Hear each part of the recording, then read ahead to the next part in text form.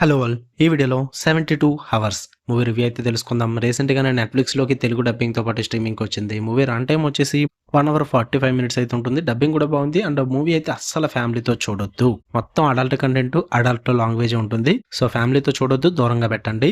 Story plot విషయానికొచ్చేస్తే main lead అయిన hero ఒక ఆఫీస్‌లో అయితే వర్క్ చేస్తుంటాడు. తను ఒక యాడ్ క్యాంపెయిన్ అయితే చేయాలన్నమాట.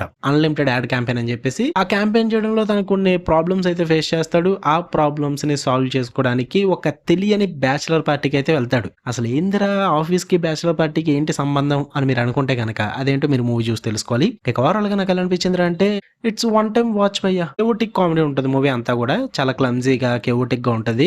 సో ఆ టైప్ ఆఫ్ కామెడీ మూవీస్ మీకు ఇష్టం అనుకుంటే ఆ టైప్ ఆఫ్ మాత్రమే. మీరే నార్మల్‌గా ఒక ప్లెజెంట్ కామెడీ ఈ టైప్‌లో ఎక్స్‌పెక్ట్ చేయొద్దు. చాలా కెవోటిక్ ఉంటుంది. చాలా డిస్గస్టింగ్ ఉంటుంది. అండ్ చాలా డార్క్ ఉంటుందన్నమాట కొంచెం కొంచెం. సో వాటి పరంగా మీకు కామెడీ మూవీస్ ఇష్టం అనుకుంటే ఒకసారి ట్రై చేయొచ్చు మూవీ అయితే. పాజిటివ్ విషయానికి వచ్చేస్తే మెయిన్ కెవిన్ హార్ట్ ఆబ్వియస్లీ. ఆయన ఎక్స్‌ప్రెషన్స్, ఆయన కామెడీ టైమింగ్ ఇవన్నీ కూడా కొన్ని బావుంటాయి అన్నమాట. చాలా బాగా వర్కౌట్ అయింది. అండ్ అలాగే డబ్బింగ్ బాగా వర్కౌట్ అయింది భయ్యా. ఎవరు రాశారు గాని తెలీదు ఆ డైలాగులు గాని. చాలా నాటుగా ఉంటాయి డైలాగులన్నీ కూడా. కొన్ని కొన్ని చోట్ల అస్సలు నచ్చవు. బట్ కొన్ని డైలాగ్స్ మాత్రం చాలా బాగా వర్కౌట్ అయినాయి. చాలా నాటు డైలాగులు ఉంటాయి. అవన్నీ కూడా మంచి కామెడీ జనరేట్ చేస్తాయి. అండ్ అది కూడా 18+ కామెడీ అనమాట. సో ముందే చెప్పేస్తున్నాను నేను. సో దాని పరంగా కూడా బాగా వర్కౌట్ అయింది. అండ్ కాన్సెప్ట్ కూడా కొంచెం న్యూగా అనిపించింది. ఫ్రెష్ కాన్సెప్టే. ఎందుకంటే ఒక 40 ఇయర్స్ పర్సన్ అదే మెయిన్ లీడ్ హీరో. కొంతమంది యంగ్ కిడ్స్ చేసుకునే బ్యాచిలర్ పార్టీకి వెళ్ళడం ఇదంతా కూడా కొంచెం రిఫ్రెషింగ్ ఉంటదనమాట. సో దాని పరంగా వర్కౌట్ అయింది నాకు. అండ్ మూవీ కూడా అంతగా ఏం బోర్ కొట్టలేదు. అలా ఒక ఫ్లోలో వెళ్ళిపోయింది అంతే.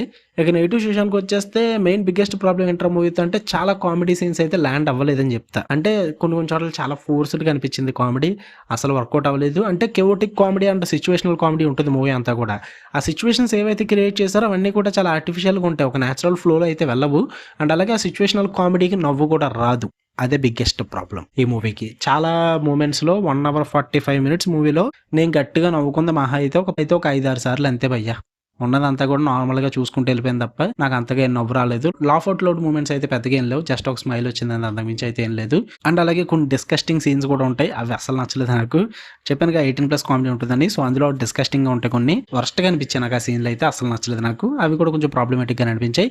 వీటి పరంగా కొంచెం సినిమా అయితే నాకు అంతగా వర్కౌట్ అవ్వలేదు. అండ్ పెద్దగా ట్విస్ట్‌లు అలాంటివి కూడా ఏమి ఉండవు మీకు మూవీలో. జస్ట్ ప్రెడిక్టబుల్‌గా వెళ్ళిపోద్ది అంతే కామెడీ కాబట్టి. సో ఓవరాల్‌గా it's one time watch. Try చేద్దాం అనుకుంటే ట్రై చేయండి. ఇఫ్ మీరు గనక ఇలాంటి కామెడీ మూవీస్‌కి ఇష్టం అనుకుంటే గివ్ ఇట్ ఎ ట్రై. ఫ్యామిలీతో చూడొద్దు. ఓకే. మీకు వీడియో నచ్చితే లైక్ చేయండి, షేర్ చేయండి. మీ ఒపీనియన్స్ కూడా కామెంట్ చేయండి. మళ్ళీ నెక్స్ట్ వీడియోలో కలుద్దాం. Until then love you all. By.